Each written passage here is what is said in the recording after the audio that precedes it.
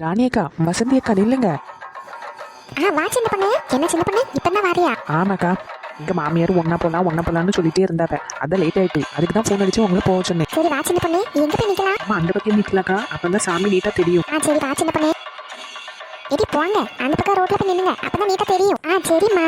சின்ன பொண்ணு, உமாவை கூப்பிட்டியா? ஆமாக்கா, நான் கூப்பிட்டேன். இல்லை அழுதுட்டே இருக்கான். ஒரு வேளை அவ தூங்கிட்டா அப்படின்னா ஒரு 10 நிமிஷத்துல வந்துருங்க அப்படின்னா. அப்படியா? பாவம் பத்தியா உமா எப்பவும் நம்ம கூட நிப்பா. ஆமா, என்ன பண்ண முடியும், குழந்தைன்னு ஒன்று ஆயிடுச்சு. இன்னும் அதுக்கு ஒரு 2-3 வயசு ஆகுற வரைக்கும் இப்படிதான் இருக்கும்.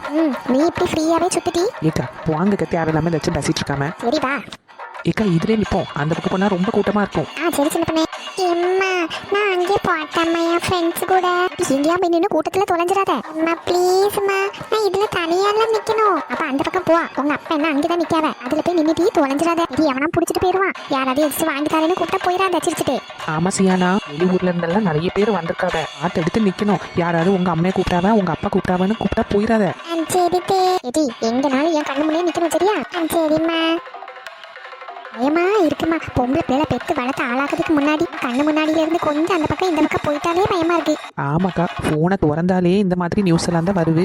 ஆமா சின்ன பொண்ணு, நினைச்சாலே கஷ்டமா இருக்கு. டைப்பர் போட்டிருக்க பிள்ளைங்களை கூட விட மாட்டேங்கிறாவ. நம்ம தான் நம்ம பிள்ளைங்களை கண்ணு கருத்துமா பாத்துக்கணும். ஆமா, அதுக்குதான் நான் இந்த போனே எடுக்கிறது இல்ல, போன்ல ரீல்ஸ் பாக்குறது இல்ல. இதெல்லாம் பார்க்க நமக்கு பயமா இருக்கும். பிள்ளைங்க வெளியே போனா எப்பெல்லாம் திருப்பி வீட்டுக்கு வரும்னு நமக்கு கரங்கரோன்னு தான் இருக்கும். யாரை நம்பியும் பிள்ளைங்களை எங்கேயும் விட்டுறக்கூடாதுக்கா. நம்ம நினைப்போம் சின்ன பிள்ளைங்க தானே அப்படின்ட்டு.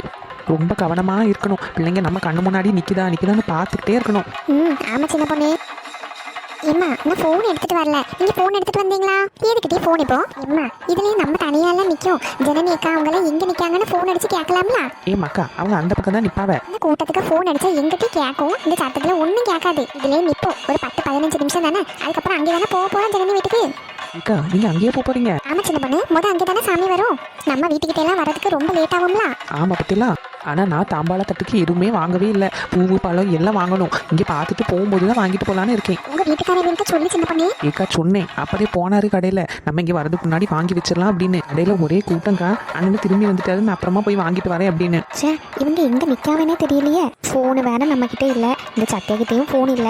கண்டிப்பா ஜனனி அக்கா எல்லாரும் எங்க நிக்காவளோ அங்கதான் நிப்பாங்க. அப்பா வேற நமக்கு போன் வாங்கி தரேன்னு இன்னமும் வாங்கி தரல. ஏட்டி சத்தியா, உனக்காச்சும் போன் எடுத்துட்டு வந்திருக்கலாம்ல. பாரு, இங்க நம்ம மட்டும் தனியாவே நிக்கும். ஆமா, நம்ம மட்டுமா நிக்கும், இவ்வளவு பேர் நிக்காவல்ல. ஏட்டி நான் அப்படி சொல்லல, நம்ம ஃபேமிலியில எல்லாரும் அங்கதான் நிக்காவ. அம்மா நம்மளையும் போக விட மாட்டாவ, இவளும் வரமாட்டா. நீ போன் எடுத்துட்டு வந்திருந்தா அவங்களையாச்சும் இங்க வர சொல்லிருக்கலாம்ல. போனை கையிலேயே வச்சுட்டு இருக்கிறதுக்கு சரியா இருக்குன்னு நான் வீட்டுல போட்டுட்டு வந்தேன். அம்மா போன் எடுத்திருக்காவல அப்படின்னு. அவன் இந்த சத்தத்துக்கு போன் பண்ணா கேட்காது, இங்கே நிப்பு 10-15 நிமிஷம் தானே, முடிஞ்சதும் போவோம் அப்படின்னா. இல்லன்னா எப்பவும் போனும் கைமா சுத்துவா, அவசரத்துக்கு எடுத்துட்டு வர மாட்டா. ஏட்டி என் போனை எங்க கொண்டு வரணும், எப்ப வைக்கணும் எடுக்கணும்னு எனக்கு தெரியும். நீ ஒன்னும் பெருசா பேசாத கேட்டியா? பேசாம இரி. வாட்டி எங்க ஈருமை. எங்க சாமி வந்துட்டு எவ்வளவு அழகா இருக்கு. ஆமா ஜனனி, அலங்காரம் எல்லாம் ரொம்ப சூப்பரா இருக்கு. இந்த வருஷம் திருவிழாவும் நல்ல கிராண்டா எடுத்துருக்காங்க பத்தியா?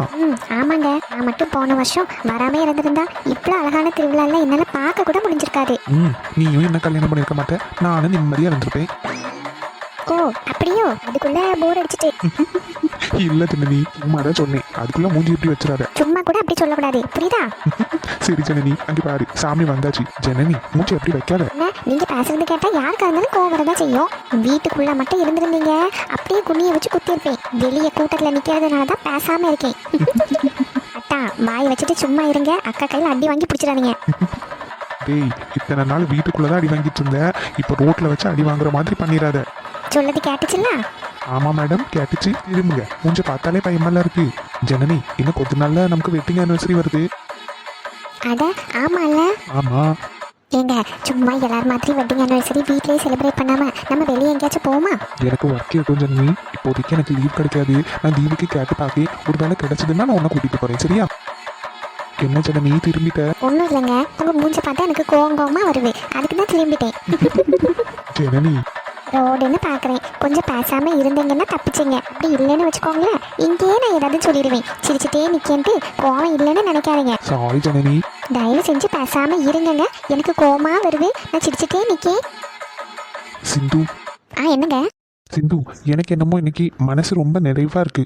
ஏங்க திடீர்னு? தெரியல, அங்கேருந்து வரும்போது ஜனனியை நினச்சி நான் ரொம்ப வருத்தப்பட்டுட்டே இருந்தேன். அவள் எப்படி இருக்காளோ, அந்த பையன் அவளை எப்படி பார்த்துருக்கானோ என்ன ஏதுன்ட்டு. ஆனால் இங்கே வந்ததுக்கப்புறம் அவங்க 2 பேரும் கல்யாணம் பண்ணி குடும்பம் நடத்துறத பார்க்கும்போது எனக்கு ரொம்ப சந்தோஷமாக இருக்குது. ஆமாங்க, நானும் எப்பவும் உங்ககிட்ட ஃபோனில் சொல்லணும்னு நினைப்பேன். ஆனால் அவள் பேச்சை எடுக்கும்போதே நீங்கள் கோவப்படுவீங்க. அந்த பையன் ஜனனியை ரொம்ப நல்லா பார்த்துக்கிறான். என்ன கொஞ்சம் வசதி இல்லை அவ்வளோதான். நம்ம பிள்ளை நம்ம வீட்டில் இருக்கும்போது ராணி மாதிரி இருந்தா, இங்கேயும் அந்த பையன் நல்லா தான் பார்த்துக்கிறான். எனக்கு குறைன்னு பார்த்தா அது ஒன்று மட்டும்தான். அதெல்லாம் எனக்கு அவங்க வாழ்கிறத பார்க்கும்போது பெரிய குறையாவே தெரியல சிந்து. எனக்கு ரொம்ப சந்தோஷமாக இருக்குது, நிறைவாக இருக்குது. என் பிள்ளைங்க 2 பேரும் நல்ல பசங்களை செலக்ட் பண்ணியிருக்காங்க. கூடிய சீக்கிரமே ஆதிக்கும் நந்தினிக்கும் கல்யாணம் பண்ணிடணும். அப்புறம் என் கடமையே முடிஞ்சிடும். அதுக்கப்புறம் நான் சந்தோஷமாக போய் சேர்ந்துருவேன். ஏங்க என்னங்க பேச்சு இது? என்ன சிந்து? ஒரு நல்ல நாள் அதுமா, ஒரு விசேஷம் அதுமா, இப்படி பேசிட்டு இருக்கீங்க? என் மனசில் பட்டதை சொன்னேன் சிந்து. ஏங்க இந்த மாதிரி பேச்செல்லாம் இதுக்கப்புறம் சொல்லாதீங்க. பிள்ளைங்க சந்தோஷமா இருக்காங்க, அதை நினைச்சு அவங்க சந்தோஷமா வாழ்றதை பார்த்து பேரம் பேத்தியெல்லாம் பார்த்துட்டு அதுக்கப்புறம் தான் நம்ம போய் சேர போறோம். இப்பவுமே இப்படியெல்லாம் பேசாதீங்க, எனக்கு கஷ்டமா இருக்கு. இல்லை சிந்து, எனக்கு மனசில் பட்டதை நான் சொன்னேன். மனசு நிறைவாக இருக்கு. அங்கே பாரு, என் 4 பிள்ளைங்களையும் ஜோடியாக சந்தோஷமாக சிரிச்சுட்டு எவ்வளோ அழகா நிற்காவ.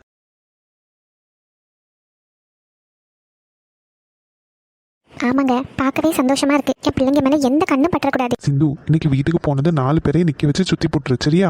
சரிங்க. உங்க அண்ணனும் அண்ணியும் எனக்கு அது பாரேன்னு சொன்னாவளா? ஆமாங்க, நீங்க வந்திருக்கதா நான் ஃபோன் பண்ணி சொன்னேன். பாரேன்னு சொல்லியிருக்காவ. ஒருவேளை அவங்க வரல அப்படின்னா நம்ம சென்னைக்கு போயிட்டு வருவோம், சரியா? எதுக்குங்க இப்போ? அதுக்கும் ஒரு நல்ல வேலை ஆயிட்டு கல்யாணம் உடனே வைக்கலனாலும் என்கேஜ்மெண்டாவது பண்ணி வைப்போம். ஏன்னா எனக்கு திருப்பி ஃபாரின் போக வேண்டியது இருக்கு. நீங்க இனிமே இங்கதான் இருப்பீங்கன்னு சொன்னீங்க. இங்கதான் இருப்பேன், ஆனா அங்க கொஞ்சம் வேலையெல்லாம் இருக்கு, அதெல்லாம் முடிக்கணும். நான் போறதுக்கு முன்னாடி நந்தினிக்கும் ஆதிக்கும் என்கேஜ்மெண்ட் பண்ணி வைக்கணும். சரிங்க, பண்ணிடுவோம். என் பிள்ளைங்க 2 பேருக்கு நல்ல கிராண்டா என்கேஜ்மெண்ட் பண்ணணும். ஏங்க நான் ஒண்ணு சொல்லுங்க, தப்பா நினைக்க மாட்டீங்களா? என்ன சிந்து? இல்லைங்க, நந்தினிக்கும் ஆதிக்கும் நம்ம கல்யாணம் என்கேஜ்மெண்ட் இதெல்லாம் ரொம்ப கிராண்டா பண்ணணும்னு வச்சுக்கோங்களேன். ஒருவேளை ஜனனிக்கு அதெல்லாம் நடக்கலன்னு நினைச்சு ஃபீல் பண்ணிடுவாளோ? அவளையும் கஷ்டப்பட்ட எனக்கு விருப்பம் இல்லை. ஆனா ஏதாச்சும் ஒரு பிள்ளைக்காவது கொஞ்சம் நல்லபடியா கல்யாணம் பண்ணி வைக்கணும்னு ஆசையும் இருக்கு. அதெல்லாம் நான் ஜனனி கிட்ட பேசிடுவேன்.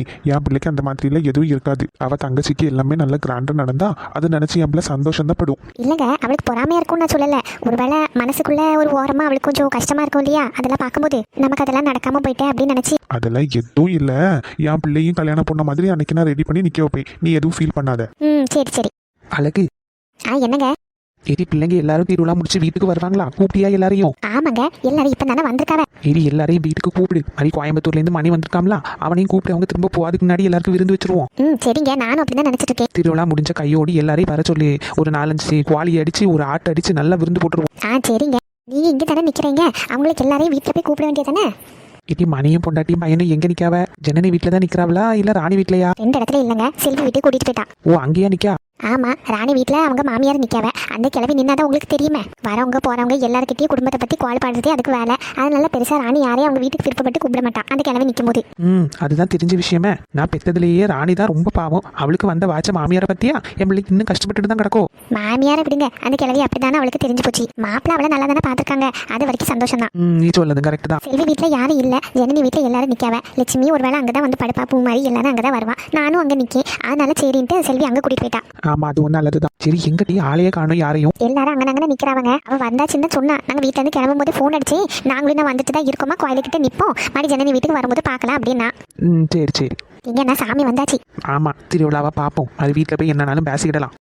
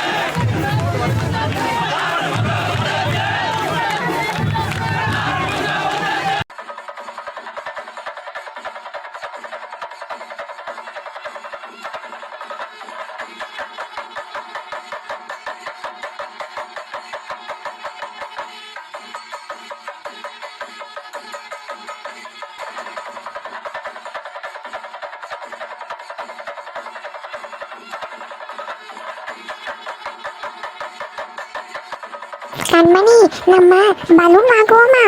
ஆமா, நம்ம பலூன் வாங்குவோம். எனக்கு இந்த பலூன் வேணும். இது என்கிட்ட காசே இல்லை பார்த்துக்க. நான் எங்க அம்மா கிட்ட காசு வாங்கிட்டு வர்றதுக்கு மறந்துட்டேன். கண்மணி, என்கிட்ட 2 பலூன் வாங்குறதுக்கு காசு இருக்கு. நான் உனக்கு ஒன்று வாங்கி தரேன் சரியா? அப்படியா? ரொம்ப தேங்க்ஸ் டி. அப்ப எனக்கு சியானா உன்கிட்டயும் காசு இல்லையா? ஆமா, எங்க அம்மா தரவே மாட்டாவ. நீ உங்க அப்பா கிட்ட வாங்கிட்டு பையன். உங்க அப்பா அங்கதானே நிக்காங்க. எங்க அப்பா கிட்ட காசே இல்ல. நீங்க வாங்கிக்கோங்க பரவாயில்ல. ஏடி சியானா பாவம், அவகிட்ட காசு இல்லையா? மஞ்சு உன்கிட்ட இருக்கா? நீ கொடுப்பியா? நானும் 2 பலூன் வாங்குறதுக்கே காசு கொண்டு வந்தேன். அப்படியா? அப்ப நான் கண்மணிக்கு வாங்கி கொடுக்கேன், நீ வந்து சியானாக்கு வாங்கி கொடு. சரி. ரொம்ப தேங்க்ஸ் மஞ்சு. நான் எங்க அப்பா கிட்ட அப்புறமா உனக்கு பணம் வாங்கி தாரேன். சரி டி. தாத்தா, எங்களுக்கு பலூன் வேணும். அப்படியா? யாருக்கு எந்த பலூன் வேணும்? தாத்தா, எனக்கு yellow கலர். எனக்கு ப்ளூ கலர் வேணும். எனக்கும் ப்ளூ தான் வேணும். எனக்கு yellow. எல்லாரும் பைசா வச்சிருக்கீங்களா? ஆமா தாத்தா.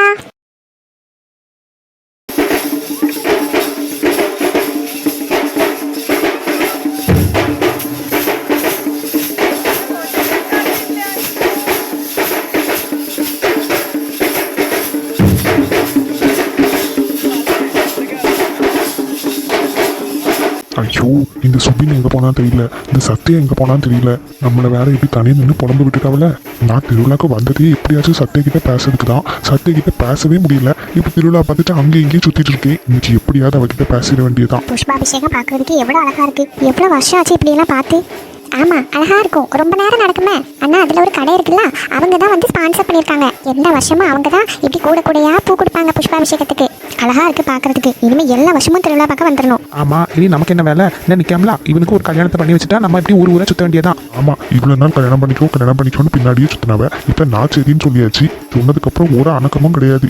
எப்படியாவது சத்யா வீட்டுல பேசி சம்மதம் வாங்குவான்னு பார்த்தா அவங்க 2 பேரும் ஜோடி போட்டு சுத்தத்தை பத்தி பேசிட்டு இருக்காங்க.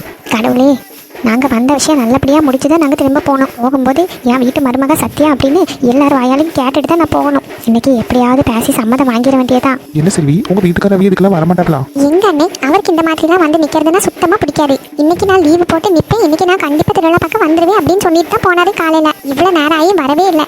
நான் என்ன பண்ணதுக்கு? சொல்ல தானே நம்மளால முடியும். என்னமோ அங்கே கம்பெனியில் இவர் இல்லைன்னா வேலையே நடக்காத மாதிரி பேசுவாங்க. அப்படியா? இவர் தான் சூப்பர்வைசரோ? சூப்பர்வைசர் இவர் தான். ஆனால் இவருக்கு மேலேயே 2-3 பேர் இருக்காங்க. அவங்கெல்லாம் அவங்க குடும்பத்துக்கு ஏதாவது ஒரு தேவைன்னா லீவ் போடுவாங்க. இவர் தான் அந்த கம்பெனிக்காண்டி மாடு மாதிரி உழைச்சிட்டு இருக்காரு. என்ன பண்ணதுக்கு? லோடு ஏற்றுறது, இறக்குறது, கொண்டு போகிறது, வாரது எல்லாம் இவர் தான். ஒரு பணம் ஒரு இதில் இருக்கும்போது என்ன பண்ண முடியும் செல்வி? அதுக்குன்னு குடும்பத்தை பார்க்காம இருக்கணுமா? ஆமாம், அதுவும் கரெக்டு தான். ஃபர்ஸ்ட் குடும்பத்தை பார்த்துக்கணும், அதுக்கப்புறம் தானே இதெல்லாம். ஆமாம், அந்த பையனும் 10ஆம் கிளாஸ் முடிச்சாச்சு. அவன் விஷயத்தையும் கொஞ்சம் கவனிக்கணும்ல. கொஞ்சம் வீட்டில எல்லாம் இருந்தா தானே ரொம்ப வேலைன்னு சுத்த வேண்டியது. இங்க நம்ம விஷயத்தை பத்தி பேசி ஒரு முடிவு எடுப்பாங்கன்னு பார்த்தா அவங்க விஷயத்தை பத்தி தான் பேசுற மாதிரி இருக்கு. எந்த பையனாவது எனக்கு கல்யாணம் பையன் பண்ணி வைங்க அப்படின்னு கேட்பாங்களா? நான் அப்படியும் கேட்டாச்சு. எல்லாம் என் தலையெழுத்து. இனிமே சத்யா கிட்ட பேசிதான் ஒரு முடிவு எடுக்கணும். இப்படியே விட்டோம், இப்படியே போயிட்டே இருக்கும். அப்படி திருவிழா முடிச்சு எல்லாரும் வீட்டுக்கு தான் போவாங்க.